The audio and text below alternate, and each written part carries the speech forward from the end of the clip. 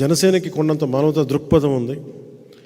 ఆ మానవతా దృక్పథానికి అధికారం తోడైతే రాష్ట్రం చాలా దానికి అపూర్వంగా తయారవుతుంది.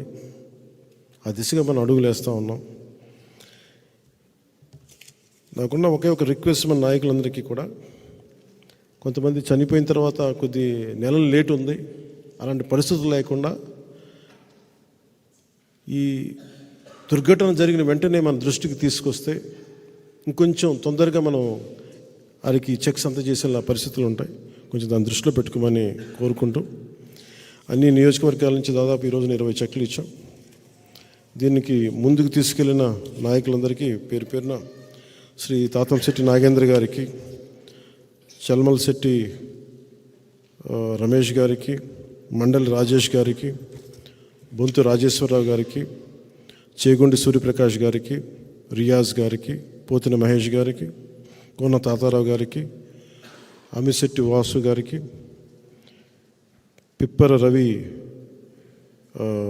పెరవల మండలం అధ్యక్షులు, జుత్తిగ నాగరాజు గారికి, డాక్టర్ గౌతమ్ గారికి, కందుకూరి బాబు గారికి, వరికోటి నాగరాజు గారికి, మలుగు రమేష్ గారికి, సాయిబాబు గారికి, పొంతు రాజేశ్వరరావు గారికి, బోలిశెట్టి వంశీ గారికి, రమాదేవి గారికి, బండ్రెడ్డి రామకృష్ణ గారికి, మన నియోజకవర్గాల ఎంపీటీసీలుగా సర్పంచ్లుగా గెలిచిన ప్రతి ఒక్కరికి, మీరు మన ప్రాణాలు కోల్పోయిన కుటుంబాలకి మీరు వెనంటి ఉన్నందుకు మనస్ఫూర్తిగా మీకు ధన్యవాదాలు తెలుపుకుంటూ సెలవు తీసుకుంటా ఉన్నాను. అలాగే ఇంకొక వారం 10 రోజుల్లో నా దృష్టికి వచ్చింది, మన రతన్ గారు నా దృష్టికి తీసుకొచ్చారు, పార్టీ ట్రెజరర్. ఆయన నా దృష్టికి తీసుకొచ్చింది ఏంటంటే, ఈ స్కీమ్, ఈ ఇన్సూరెన్స్ టైం అయిపోతూ ఉంది, ఎలక్షన్లు వచ్చేస్తున్నాయి, ఏం చేయాలంటే నేను ఒకటే చెప్పాను. ఈ వచ్చే కొద్ది నెలల వ్యవధి, ఈ 3 నెలలు 4 నెలలకి వచ్చే మన జన సైనికులకి వేయకండి, నేను ప్రత్యేకంగా నేను తీసుకుంటాను. ఆ డబ్బులు నేను సినిమా చేసిన సంపాదన నుంచి నేను తిరిగి మన జన సైనికులకి ఇస్తానని చెప్పి 3.5 కోట్ల రూపాయలు ఎవరికి భారం కాకుండా ఈ 3.5 కోట్ల రూపాయలు జన సైనికుల తరపున, వీర మహిళల తరపున వారి భద్రత కోసం నేను కడతానని చెప్పాను. ఆ విషయం కూడా మీకు తెలియజేసుకుంటున్నాను. ఇక్కడ సంపాదన అనేది మనం కూర్చోబెట్టి ఇంట్లో పెట్టుకుంటే ప్రయోజనం లేదు, ప్రజలకి పంచాలి. నా వ్యక్తిగత సంపాదనే పంచడానికి సిద్ధంగా ఉన్నవాడిని. ఉమ్మడి ప్రజా సంపాదనని అందరికీ పంచేలాగా భవిష్యత్తులో జనసేన తెలుగుదేశం ప్రభుత్వం ముందుకు తీసుకెళ్తుందని తెలియజేసుకుంటూ, మీ అందరికీ నాయకులందరూ కూడా ఈ సందర్భాన్ని ఒకటి తెలియజేసుకుంటా ఉన్నాం.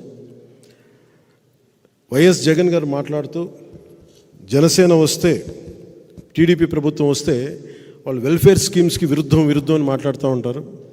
నాయకులందరూ కూడా చెప్తాను, వ్యక్తిగతంగా ఇంత డబ్బులు ఇవ్వగలిగే వాళ్ళం, ప్రజలు పన్నులు కట్టి వచ్చిన డబ్బుని ఇంకెంత ఉదారంగా పంచగలమో అది తెలియచేయండి. మనకి జేబులోంచి రూపాయి తీయని వ్యక్తి జగన్మోహన్ రెడ్డి, మన జేబులోంచి కోట్ల రూపాయలు తీస్తాం, ఆ విషయం తెలియజేయండి.